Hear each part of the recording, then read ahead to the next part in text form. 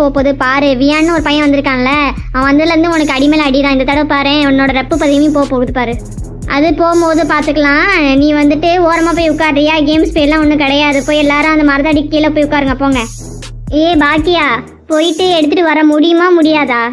முடியாதுடி, என்ன பண்ணுவ? பாக்கியா எனக்கு விளையாடணும் போல இருக்குது பாக்கியா. ப்ளீஸ் பாக்கியா போய் எடுத்துகிட்டு வா பாக்கியா. நான் திரும்பவும் சொல்கிறதான், யாருக்கு விளையாடணும்னு தோணுதோ அவங்களே போய் எடுத்துக்கோங்க. சாவி வேணால் இந்த இருக்குது. என்னன்னா போயிட்டு எல்லாத்தையும் எடுத்துகிட்டு தூக்கிக்கிட்டுலாம் வர முடியாது. எனக்கு வந்துட்டு இன்னும் நிறைய சிலபஸ் இருக்குது படிக்கிறதுக்கு. இதுக்கெலாம் என்னால் வேஸ்ட் பண்ண முடியாது.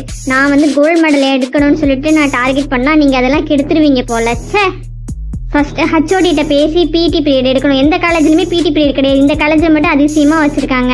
அதில் வேறு ஒரு 45 மினிட்ஸ் வேஸ்ட் ஆகுது. இது இருந்துச்சுன்னா எத்தனை டீச்சர் வந்துட்டு பெனிஃபிட் ஆகி எத்தனை சிலபஸை முடிப்பாங்க, கரெக்ட் டைமுக்கு முடிச்சிருவாங்க.